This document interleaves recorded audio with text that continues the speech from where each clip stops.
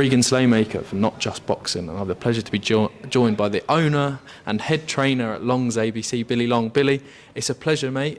We've just had a great Matchroom in the community event down at your gym. Yeah, lovely, mate. Yeah, firstly, thanks for coming, obviously. Yeah, no, lovely, nice to see John, because I used to spar with John when helping him out, and more so being a bit of his punch bag, you know what I mean? But yeah, he's helped John out, and nice to see two young prospects who are really doing well under Matchroom boxing. And yeah, it was good. A little bit humbling, you know what I mean? To see some of the kids I've trained and brought through to train next to some of them future superstars, and even having John padding my own son, it was a little bit of a, yeah, it was a strange little moment. So yeah, it was nice. Really nice. Definitely. I sometimes do a few one-to-ones with John Ryder. It's always a pinch me moment. But you've just had George Ledard, Jimmy Sainz, John Ryder in there. I mean, I was just talking to Alex Lagavelle from Matchroom Boxing. I mean, how important is it for, I mean, John's fought at the highest of the sport, right? How important is it for the kids that you train to see John and go, I can do that. I can be where John's been. Do you know what? It's ultra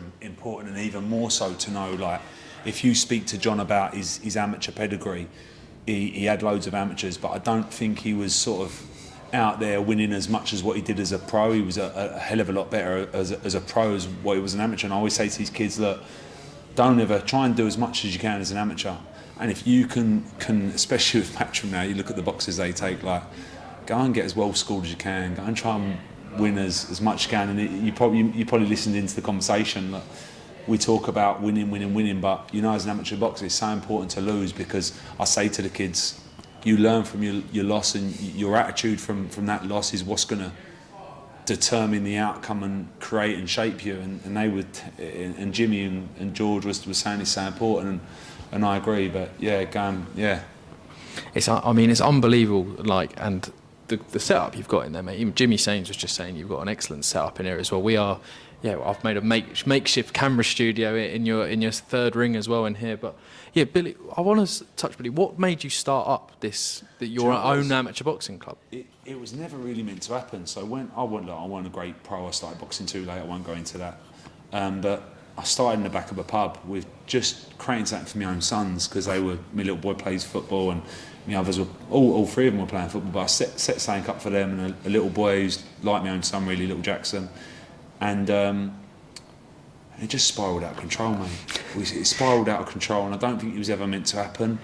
And I just found it was the only thing I was ever any good at. Not saying I'm the best. There's trainers that are levels above me, but it's like it spiralled out of control. And I was lucky enough to be involved with some people called UPR Scaffolding, who have sort of helped me with every step. Funny enough, they've just walked in now, with every step of the way, and supporting and helping local amateur boxing clubs. And like I said, it's spiralled out of control. We're now where we are. We've had, I think, 5 national champions, 1 development champion, 1 Three Nations champion, and 1 European gold medalist, and to be awarded the best boxer of the tournament. And we've only been going for really a couple of years, because we started just before COVID. So we've not really been running for too long. So I'm proud of what the kids have achieved, and I'm happy. You should be, mate. And I mean, you're saying this, I'm proud of what the kids have achieved. We've got a European schoolboy medalist and everything like that, an England representative. But that fighter is your son as well. Yeah. Like, I mean, I know you were trying to encompass everyone in there together, but that is a special moment, isn't it? Yeah. You've coached your son to represent his country. That must be a nice feeling. Do you know what? I've got to just give a little shout out to Christoph, because he's got a guy, a Polish, he's like his uncle now, who helps me out with just Billy. Don't really help out with no one else, and he's like a brother to me. But yeah, to watch him go do that, and you know, I think he's the first kid in history never to lose a round in the Europeans and stop 2 kids. I don't think it's, from what I'm told, because Steve Bunt's done an interview with Billy and me, and he said it's never been done.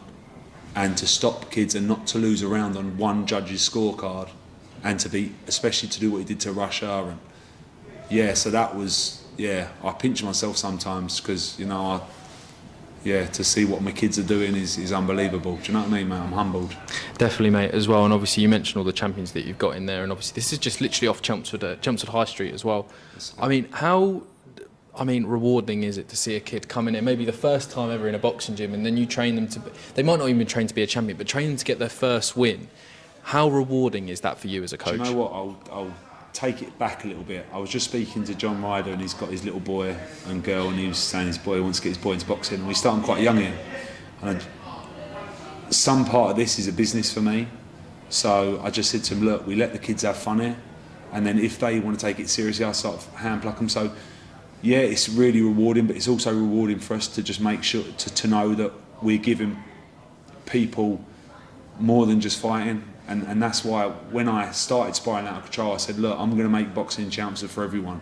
Like we've got, fun enough, it was Alex who you just did an interview. We started like an inclusive program where we're working with like kids with Down syndrome, autistic, and we're doing that every week now.